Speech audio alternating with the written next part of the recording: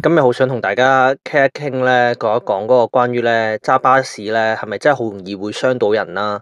跟住會半隻腳入監倉啦，會孭啲官非起身啦。咁其實我想講真係嘅，因為咧我呢兩日咧同啲同事傾偈啦，放 break 嘅時候啦，咁就有講過下，原來好多人咧都係有孭緊官司喺身。咁跟住佢哋係咩事咧？原來有啲咧係急剎啦，即係有時可能有人衝出嚟啦，或者佢哋前面有斑馬線，其實我都唔係好明嘅。你明知嗰個位有斑馬線，你肯定係拖慢嚟行噶啦，咁唔會去到嗰度先剎噶嘛。你真情車你一剎嗰個衝力啊，嗰個急啊，你肯定會係有人受傷。基本上冇係你好彩，有係正常嘅。咁一受傷咧，跟住就比較嚴重，個乘客縫個針。跟住有個師兄就係因為你呢樣嘢咧，咁就賠咗8萬蚊，8萬。咁跟住其實佢嗰單嘢本身咧，人哋揾律師追究係追究80幾定90萬，跟住法官最後判50幾萬，但係最後咧保險賠90成，咁佢自己嗰1成啦，加埋啲 credit card 啦嗰啲咁嘅嘢啦，就賠咗8皮嘢出去。咁亦都有啲人有講過話，有個師兄話，佢只係好輕微，可能起步，因為咧其實嗰啲車咧，佢會有一下好挫嘅，因為咧佢哋啲用氣剎嘅車咧，即係佢係起步嘅時候咧，佢會嗰嚿氣佢要放咗佢先可以行得到嘅。但係如果你未放得晒，即係稍為你唔識點樣操控嗰部車而令到急咗嚟行嘅話咧，其實係有人係真係會捉唔穩嘅，我自己都會試過。咁就會佢就令到咗一個乘客啦，咁又係跌親啦，阿婆嚟嘅，仲要係咁點樣咧？咁其實都唔使講咩，佢係輕微跌親，但係坐底咧都冇咗5000到8000蚊不等噶啦，係好坐底嘅呢個數係，因為你驚有啲咩後患啊嘛，人哋如果老人家一照去睇醫生，其實好多病痛唔關你事都會話關你事啦，所以其實係，我想講咧，大家入行咧。有樣嘢，你除咗聽師傅講，記熟一啲路線，同埋一啲係叫做嗰啲點樣服務其他人嘅嘢之外咧，有樣嘢好重要，就係你要熟悉自己部車，你要知道自己揸嗰部叫真情車，佢唔係私家車。點解咧？點解咁緊要咧？你真情車，佢有一個慣性，你要配合佢嘅，就係佢起步咧，佢有氣喺度，你要放氣先可以行嘅。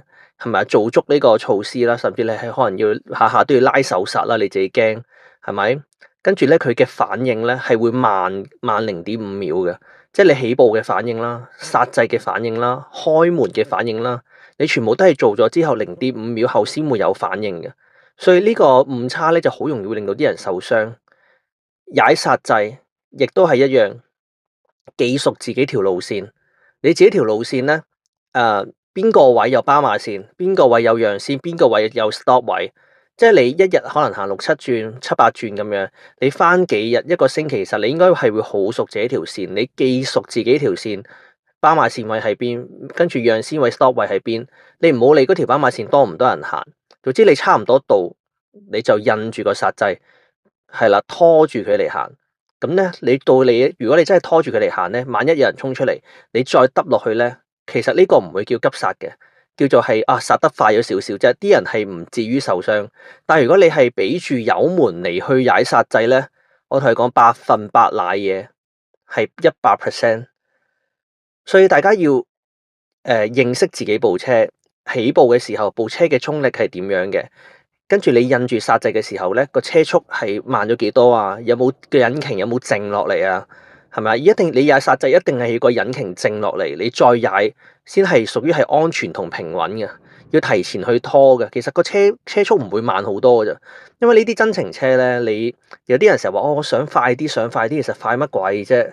即係好老實講，你去到嗰個位再踩剎掣，嗰個阻力其實佢係會彈翻去你隻腳度嘅，嗰個反作用力，你自己隻腳係會受傷有勞損嘅。你真係識揸嗰啲人咧，你提前你就印住佢慢慢過，其實車速唔會點樣減嘅，但係佢減嘅只係引擎嘅一個衝力咯。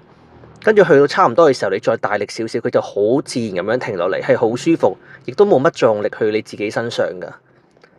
呢啲可以多啲自己問下師傅，師傅未必會教，因為其實兩間巴士公司咧嘅培訓咧，我覺得都仲係爭啲，即係對部車嘅熟悉度，其實可能又或者講啦，根本就入邊啲人佢哋自己都未好識。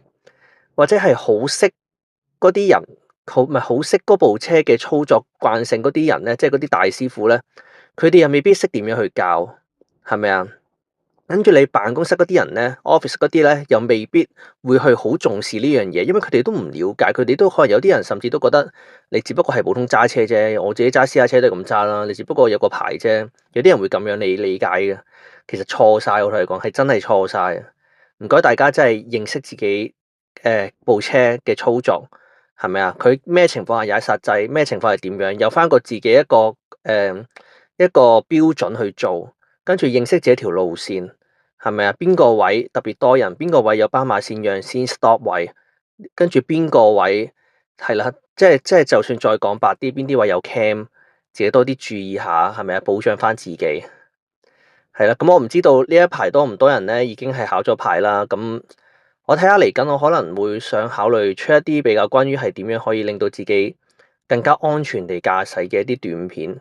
俾大家去做個參考啦，有興趣都可以睇下嘅，係啦，因為我自己其實都基本上都係一個冇意外嘅車長嚟嘅，即係但係當然啦，有好多係運氣成分啦，咁呢啲係自己攞嘅經驗啦，但係做呢行最緊要係要自己多啲去反省，係咪？有時冇事其實係好彩啫，係咪？咁你自己要反省翻，哦，其實呢單嘢冇事，但係其實我可以迴避到嘅喎，咁下次我唔會再犯啦，比較警惕自己，你先做得長嘅。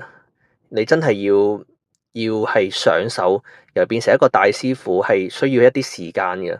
有啲人好安全，揸10幾20年，輕輕鬆鬆都冇乜嘢，人哋坐佢車又好舒服，係咪啊？當人哋坐得舒服，其實證明揸嗰個都係揸得好舒服。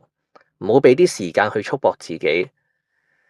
唉，好啦，我就係今日突然之間就好想同大家分享下呢樣嘢，俾大家有個叫乜嘢咧？真係有個叫警惕，係啊。